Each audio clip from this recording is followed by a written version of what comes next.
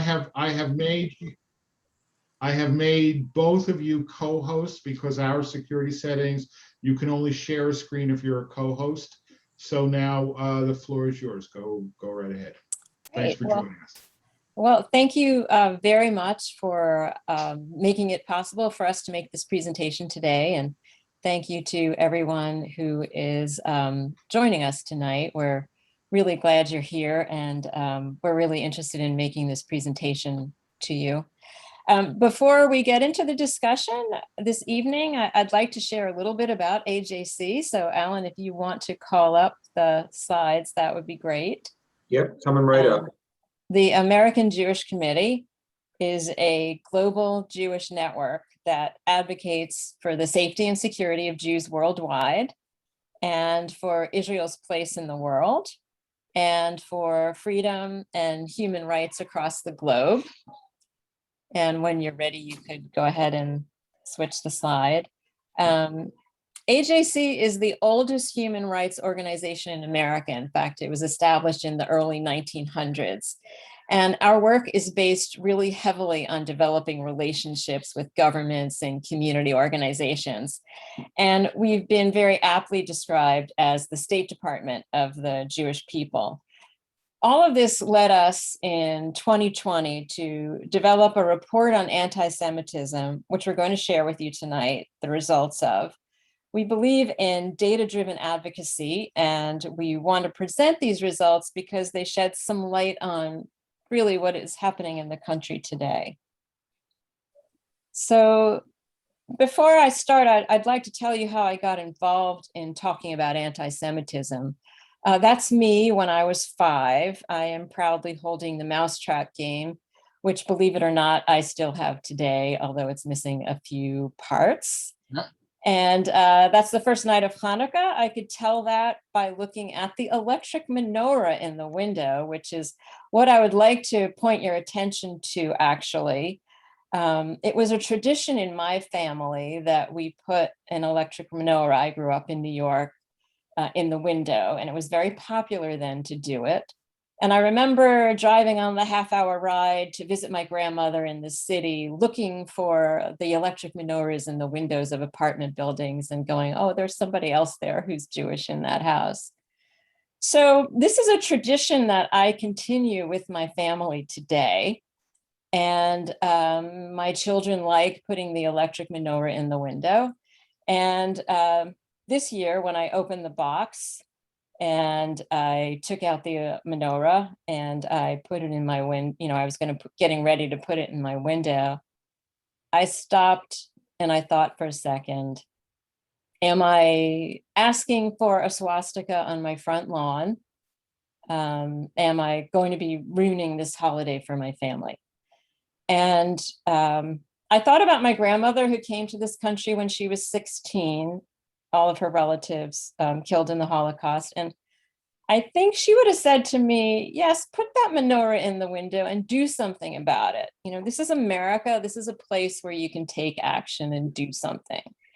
So that's how I found the American Jewish Committee. And that's why I am talking about it now with you. In the span of 2 weeks, last month, as you probably know, and Alan, you could go to the next slide, a Jewish man was attacked and beaten in Times Square. Fireworks were thrown into the heavily Jewish Diamond District in New York. A Jewish family was targeted in Florida. Garbage was thrown at them as someone yelled, "Free Palestine." And in Los Angeles, Jewish diners were attacked, leaving a restaurant. If you haven't seen any of the footage, here we can take a quick look at some of it.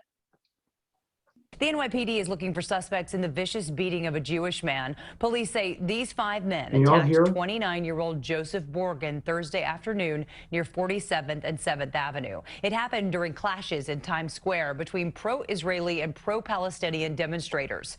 Police arrested a 23-year-old seen using a crutch to beat Borgen. Investigators say about an hour earlier, one of the suspects also detonated a powerful M80 firecracker in Times Square, injuring a 55-year-old woman. The NYPD is looking for... So anti-Semitic harassment, vandalism, and violence went up in the United States during the 2 weeks of fighting between Palestinians and Israelis, from 127 for the incidents for the 2 weeks before to 222 during the 2 weeks of fighting, an increase of 75% nationwide. And many of the most recent anti-Semitic attacks were by supporters of the Palestinian cause and not right-wing extremist Americans. So anti-Semitism comes from the right, it comes from the left, and it comes from extremism in the name of religion. Right-wing extremist anti-Semitism is often easy for us to recognize. Anti-Semitism, unlike other forms of racism, it's often conspiracy-focused, Jews control the world. But as the foreign minister of Germany recently said, anti-Semitism is shape-shifting, actually, and always changing. Over the years, it reappears in different ways. Holding Jews collectively responsible for the actions of the state of Israel, as we saw in the video, is anti-Semitism. This is a picture from a protest last month in Dearborn, Michigan. One can disagree, of course, with Israeli policy, but saying that it's a second Holocaust against the Palestinians is not only factually wrong, it's anti-Semitic. The Nazis attempted to annihilate all Jews, and that's not what is happening. Israel selectively strikes military targets and takes extreme precautions to avoid civilian casualties, such as dropping leaflets, sending text messages, and making phone calls to targeted sites. So those are some of the brief snippets as to what's going on now, and a big focus of what we will discuss today is what can we do about it? The American Jewish Committee did an unusual survey about 9 months ago that took a look at how American Jews are feeling about anti-Semitism. And it was unusual in that it was the first survey to also poll non-Jews in the United States. So we know Jews feel anti-Semitism is a problem, and more of us are avoiding certain places out of concern for safety. And these figures will probably be a lot higher this year. In fact, a survey I heard on the news last week said that more than half of American Jews feel less safe. And over 1/3 of American Jews have been the target of anti-Semitism over the last 5 years. So now taking a look at the general public, half of the general public has either never heard of the term anti-Semitism or they're not sure of what it means. And more Jews than non-Jews feel that anti-Semitism is a problem in America today. And almost twice as many Jews as non-Jews believe that it has increased. So how close to the reality is the perception of American Jews? Well, according to the latest FBI statistics, more than half of all religious-based hate crimes, about 60%, targeted Jews last year. And so, yes, the perceptions of American Jews align with the data. Now, how many hate crimes were there? There were 964 hate crimes against Jews in 2019, which means that Jews were targeted on average about 3 times a day. Now, the FBI statistics focus only on crimes. And based on the new statistics released during these 2 weeks of fighting that Sue mentioned earlier, that number is actually up to about 16 times a day, and which includes harassment, which is not technically considered a crime. But as you can see, the numbers are going significantly higher. So let's take a closer look at Maryland. You will notice that every organization that we're going to talk about here displays the data somewhat differently. So the state displays it as a pie chart, and this is from the Maryland State Police website. So you can see here about 20% of motivated crimes are targeting Jews. But then if we take a closer look at the county, Montgomery County tops the state as the county with the most hate crimes and bias incidents. And Rockville is the area that's had the most. This is a photo of a synagogue crime in progress. The 28-year-old was eventually arrested for painting a swastika. Of the 42 incidents of bias against religion in Montgomery County, almost all of them, 85%, were against Jews, despite Jews only making up about 10% of the population. And that number is increasing. I actually met today with a member of the Montgomery County Council who tells me the hate crimes are up 40% over last year. Now, these are also including incidents, which includes both crimes and not crimes. So it's a little bit of a broader net, but it's still something very significant to look at. Now, the problem with the FBI data is that 75% of localities do not report any hate crimes. So you can see here in Norfolk last year submitted no hate crimes. Fredericksburg, no hate crimes. And not far from here, Manassas submitted no data. So you may wonder, are there no hate crimes there? Or are they just not collecting and reporting the data? So let's drill down just a little bit more. There are a number of nonprofits that collect hate crime data, and their data tells a very different story. In looking at Manassas, for example, there was at least one anti-Semitic incident not reported to the FBI by the police. Now, the data about Israel and non-Jews is very interesting. The majority of American Jews, and 75% of Americans, agree that the statement that Israel has no right to exist is anti-Semitic. Now, you may ask who the 15% of Jews who think that the statement Israel doesn't have a right to exist is not anti-Semitic. They tended to be under 50 and self-identified as secular. But how does this compare with our poll results? Now, when it comes to other anti-Semitic tropes, accusations of Jewish money or dual loyalties, the percentages were not as close. The general public is less likely to view these statements as anti-Semitic. And this speaks to a lack of understanding among the general public about anti-Semitism being more than just about a hatred against Jews or discrimination.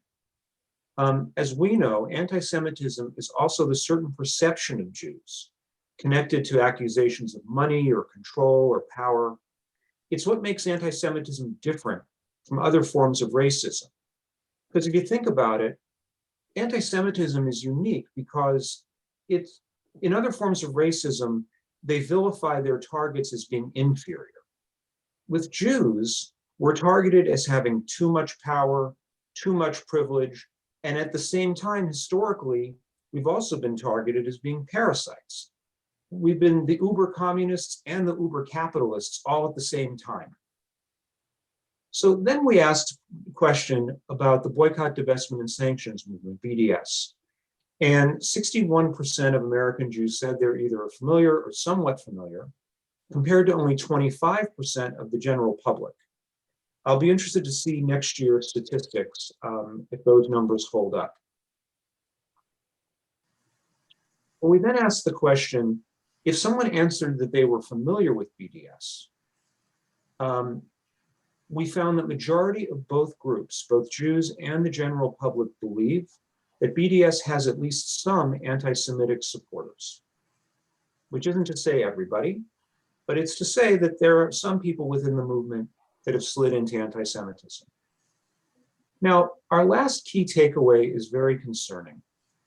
We found that 7 out of 10 Americans, about 72%, said that if a Jewish person or an organization considered a statement or an idea to be anti-Semitic, it would either not make a difference, 65%, or actually would make them less likely to consider something anti-Semitic. Only 1 in 4 Americans would be more likely to listen to the Jewish community when we classify something as anti-Semitic. Now, for the group that said it would not make a difference, maybe they think they already know what anti-Semitism is, but maybe they don't. And if there's a question about whether something is anti-Semitic or not, the Jewish community should be allowed to be the arbiter, at least in our view. Just like we would want to listen to the Black community to explain anti-Black racism, or the Muslim community to define Islamophobia, Jews' perceptions of anti-Semitism should be listened to when determining whether something is or is not anti-Semitic. And like I said, anti-Semitism is more than a hatred of Jews. It's this perception of Jews. It's the conspiracy theories, power and control. And so, that's what makes it different than other forms of bigotry. So before we go on to what we can do about this, let's stop. We talked a lot, and take a few questions. So I'm going to stop my share, and we'll come back to this, and we'll begin to take some of your initial questions. All right, I see a question. So please ask your question. My question is whether or not you feel that the rise in anti-Semitism is a result of Durban 1, where anti-Israel, anti-democratic states drafted a document that leaned heavily on Soviet propaganda that labels Zionism as racism. And I contend, and you just said as well, that the language of BDS comes from Durban 1, as does some of the language in BLM. Great question. For those of you who aren't familiar, Durban 1 took place, as I recall, in 2001. It was a UN conference supposed to be about racism and other forms of bias, and it turned into an anti-Semitic hate fest, quite frankly. That Durban happened only a couple of weeks before 9/11 is the only reason that a lot of people don't really remember it, because it was so horrific, it was so horrible. And the questioner is correct. I don't know your name because you've got an initial, so my apologies. So do I think it started with Durban 1 or got revitalized by Durban 1? I think on the left, that's probably true. On the right, they didn't need an excuse from Durban. White supremacy and neo-Nazi propaganda has been around for a very long time. And I think it's gotten worse. I recall, it's interesting. I've been doing this work for a very long time. And I started, when I was in my mid-20s, I worked at the Seattle Jewish Federation as their community relations director. And I was really young. I was 26. And I was convinced that anti-Semitism was finished. It was done. This was like the go-go 90s. There was going to be peace in Israel. Everything was going to be great. Everybody was going to love us. And I had a very wise chair who basically patted me on the head, although figuratively, of course, and said, "Alan, just wait. It ain't going anywhere." And in fact, she was absolutely right. So I think Durban played a very significant role in coalescing anti-Semitism among progressives and among the left. And BDS certainly was born there and continues to grow as the cancer that it is. I have a follow-up question. I don't mean to, steal everybody's time, but my question directly relates to your answer in that Dr. Deborah Lichtenstein has stated that hardcore Holocaust denial forces us to prove that the Holocaust happened, while softcore denialism forces us to prove that it still matters. And I pose it that, especially online, you don't have to be a hardcore anti-Semite spewing H was right or any other Holocaust comparisons. You can passively share softcore anti-Semitism in the form of conspiracy fantasy libel, which is the George Soros tropes, blood libel, economic libel, and racial libel. And so I wonder, should we be more afraid of anti-Semitism from the right or from the left? That's an excellent question. I think Jews need to keep their heads on a swivel. Sue laid it out really well at the beginning. Anti-Semitism is coming from the right. Anti-Semitism is coming from the left. It's coming from the name of religion, whether it's Islam or Christianity or whatever. And sometimes it's just coming out from people who are simply ignorant. I don't know if you all remember last year, or 2 years ago now, there was that terrible attack in Muncie, New York. The guy who was off of his meds, and he went with a machete to a Hanukkah party and did some horrible, horrible things. And people said, well, he's off his meds, he's mentally ill, etc. And I had to ask myself, well, if this person is off his meds, why didn't he go attack Mormons? Why was sort of the default setting to go and attack Jews? And I apologize if this is sort of tough conversation for a Wednesday night. It's hard to hear. But you're asking whether it's worse from the right or from the left. Like I said, we got to keep our head on a swivel. Who would have thought that there would be beatings of Jews in restaurants in LA and in the streets of New York, holding Jews accountable for the actions of a foreign country. And at the same time, who would have imagined Pittsburgh? Well, I think a lot of us can imagine both of those things. Barry Weiss, in her book about anti-Semitism, I'm sort of quoting her out of context, talks about the oppression Olympics, and who's greater victim. I don't like to compare anti-Semitisms. To me, they're equally dangerous. They're equally insidious. That guy wearing the Auschwitz, Camp Auschwitz t-shirt on January 6th scares me just as much as that guy with the crutch beating up the Jewish kid in the streets in New York. Does anybody else have a question? Any other questions?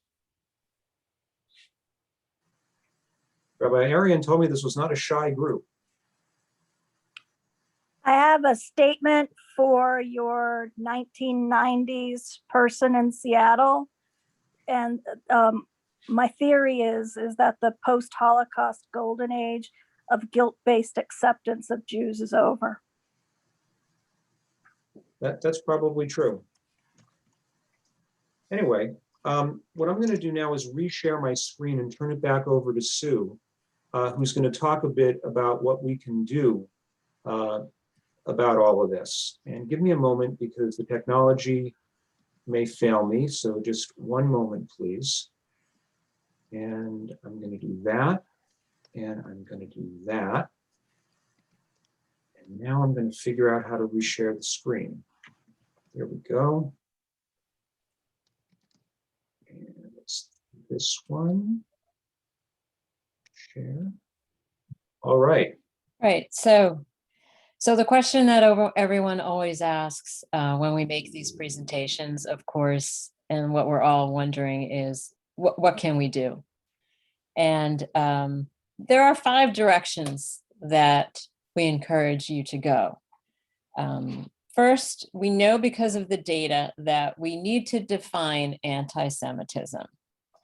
The International Holocaust Remembrance Alliance has a working definition of anti-Semitism, and it includes pertinent examples. And the definition has been adopted by 28 countries, and we're working with state and local governments and universities and other institutions to do the same. And the definition is much longer than that sentence. It describes anti-Semitism as generally falling into 4 different categories. And you'll see them on the screen, with the last category being inappropriately invoking Israel. And that is the anti-Semitism that we've seen a lot of in the last 2 weeks. So let's look at that a little bit closer. These are all anti-Semitic tropes. And the definition is careful not to lump legitimate criticism of Israeli policies into the same bucket as anti-Semitism. That would be saying, like, anyone who opposes the American government policy is anti-American. In fact, there's a joke that actually I've heard Alan say often. What do you call someone who disagrees with Israeli policy? You call them an Israeli. The Israeli people, like the American people, are divided about all kinds of things their government does, and that hardly makes them anti-Semites. So Because of this survey, we know the majority of Americans, Jews and non-Jews, believe that the statement, Israel has no right to exist, a fundamental position of anti-Zionism, is anti-Semitic. In the United States, the IRA definition has been adopted and used beginning in 2010 by both Democratic and Republican administrations. And Kentucky recently became the first state to adopt the definition. We know from the survey that nearly half of the general public doesn't know what anti-Semitism is. So our second area of action is education. And that's one of the reasons we produced a document called Translate Hate. Translate Hate is a glossary of contemporary anti-Semitic terms and tropes. And when you open it up, each entry describes the trope and its history. We're distributing the booklet to help educators in schools, as well as law enforcement, prosecutors, judges, civil society leaders, so they can recognize anti-Semitism when they see it.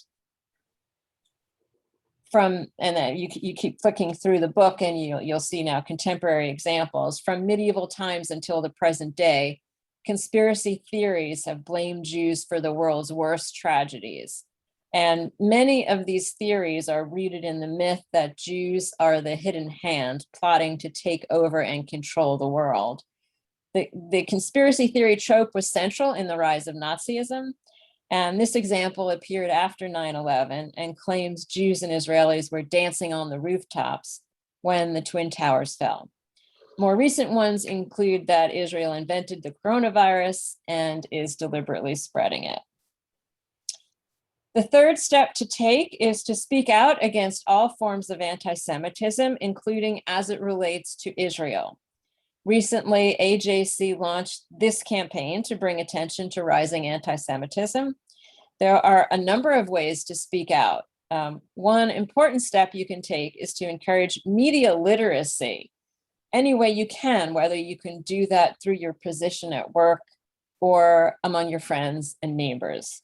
Encourage everyone in your community to check sources and question bias, especially on social media.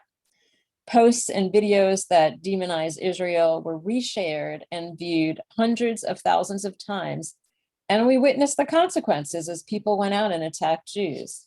So we can talk a little more about how to do that specific step if you have questions about it in the Q&A.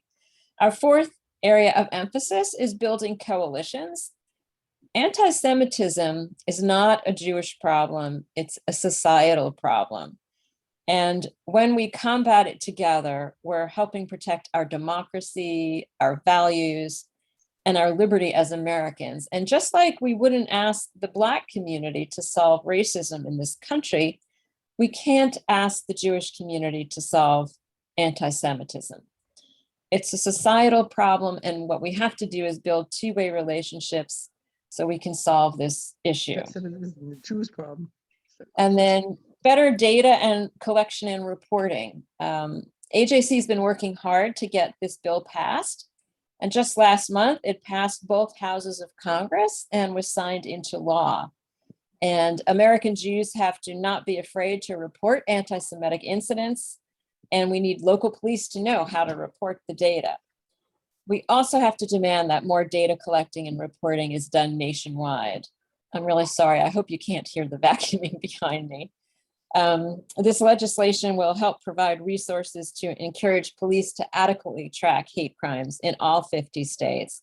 And it really is a step forward in the right direction.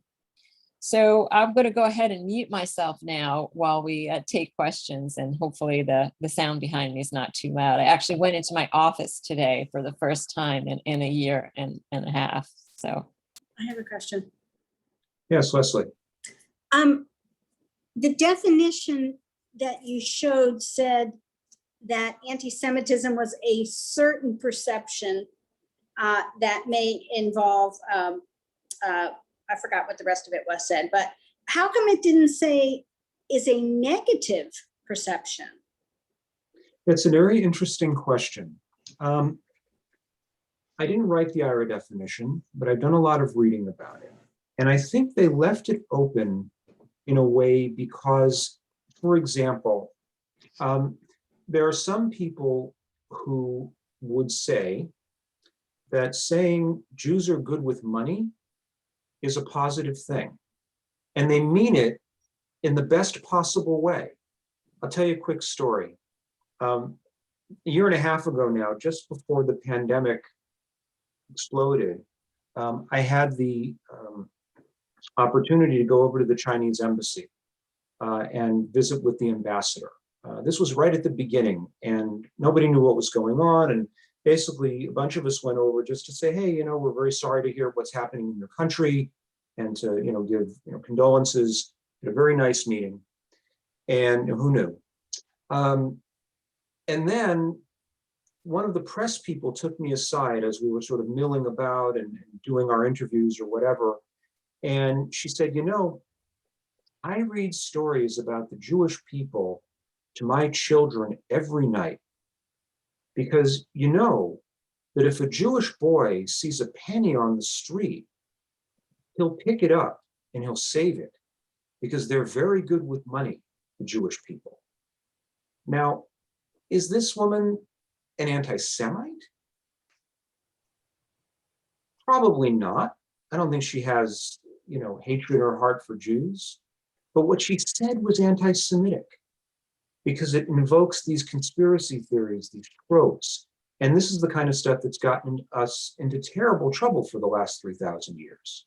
So you have to draw a distinction that something can be anti-Semitic, even though the person may not mean it in that way. And it's an opening for a conversation. I would never say, oh, this woman was an anti-Semite and she's horrible. And it's, as Michael says in the chat, it's philo-Semitism. It's true. I mean, there a lot of Asian cultures have this almost fascination with the Jewish people. In South Korea, there are stories of the Talmud that are part of the curriculum of high school students. They don't actually sit and learn Talmud, but they learn like legends of the Talmud, because they think somehow the Jews have wisdom and they want to get in on the act, which is great. Anyway, let's say I hope that addresses the question. Somebody else had a question I saw. Maybe it was Michael. Yes, no.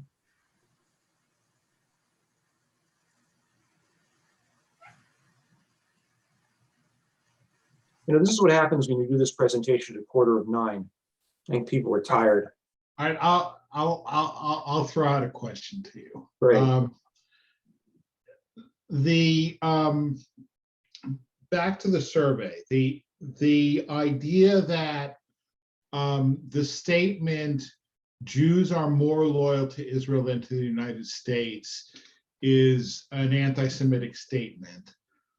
How does that jibe with the lionization of Jonathan Pollard in certain Jewish communities, in certain parts of the Jewish community, where Jonathan Pollard clearly was more loyal to Israel than to the United States? And, as a result, I know personally many people in State Department, Defense Department, intelligence agencies who came under very heavy suspicion. I mean, there is certainly a message that is sometimes given out within the Jewish community that, in fact, you should be more loyal to Israel than to the United States. Yeah, that's a serious problem, Rabbi. I would never issue such a message. I think, it's one of the reasons that we try really hard as people who love Israel and who advocate for Israel, and try to make sure that there isn't daylight, between the positions of the US government and Israel's best interests. But I personally, and I think institutionally, would make the assertion that saying that someone is disloyal, this goes back to Europe. This goes back to going back, thousands of years, that the Jews are not loyal to the countries in which they live. It's gotten us into a lot of trouble. And I would argue, as you've sort of argued subtly, that Jonathan Pollard got us into a lot of trouble. I mean, all those patriots, Jewish patriots working at the State Department and in defense and all these other places, like you said, were held up to scrutiny. that they didn't deserve because of this person who decided to do something which, in my view, was a horrible thing.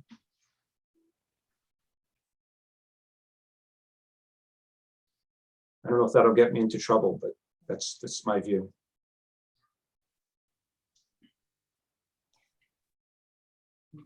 So if there aren't any more questions, I'm going to go ahead and share my screen for a minute and extend an invitation to you all. First, if you would like to get on our mailing list so you can get more information about anti-Semitism and steps you can take, you can, there's Alan's email on the screen, and you can put in the chat your email address if you'd like. And you're also invited to attend the global conference beginning this Sunday, actually. And this year, because it's digital, it's free. So it's a really great opportunity. And you just go to that website. You can take a picture of it now with your phone and register. And there's several sessions on anti-Semitism, including one on anti-Semitism on college campuses. And Israeli President Reuven Rivlin is going to be speaking, and members of Congress such as Elaine Luria and Cory Booker. And Cory Booker just announced that he's going to be forming a Black Jewish Senate coalition. So I imagine he's on anti-Semitism, I think. So he's going to be talking about that, which should be really interesting. And Sue, then, can I interrupt you for 1 second?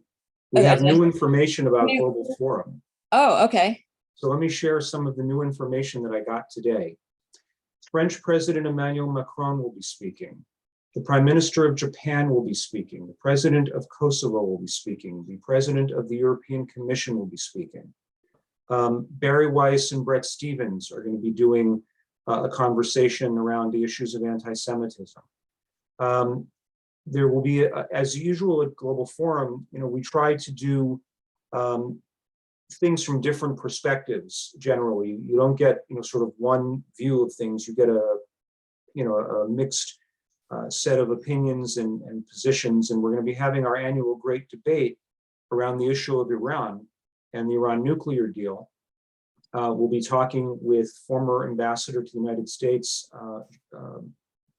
Jacques Araud, I believe his name is, from France, and Michael Doran, who was head of the NSC a few years ago, going at it about whether or not we should be getting back into the Iran deal. Take a look at the Global Forum website. There's a lot of good programming this year. It is free. You don't even have to go to the Hilton. You don't have to go anywhere. Please join us. We would be delighted to have you and for you to learn more about AJC. Sorry, Sue, I stepped on your feet. No, I'm glad to hear about all of that.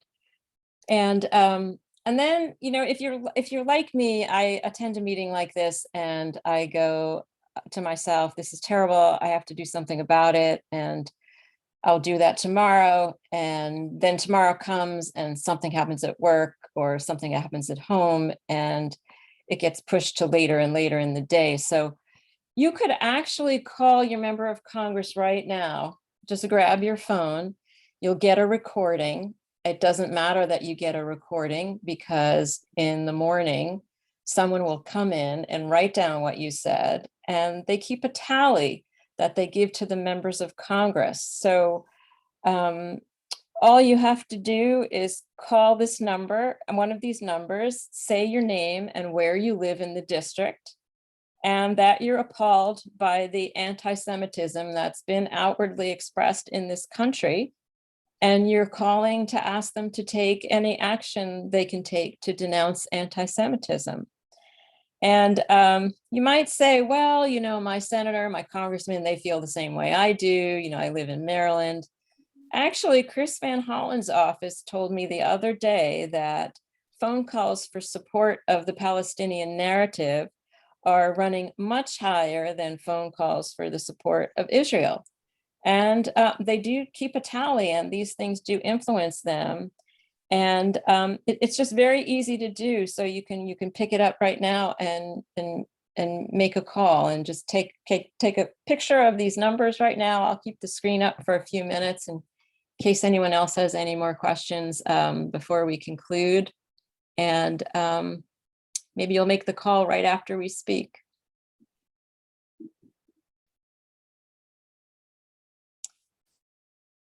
And unless there are any other questions, thank you for your time tonight. Alan, do you have anything you want to conclude with? Or well, I have to praise Rabbi Arian, who gave me an introduction that my mother should have heard. Thank you, Rabbi, for having us. It's always great to be, connected with the congregation. In these days, I can do it from my bedroom, which is kind of awkward, but we're getting used to it. And thank you. Just thank you for having us. We at AJC are really committed to working with this community and to making the world a better place for Jews and for everyone. And we invite you to come with us and to be part of the solution.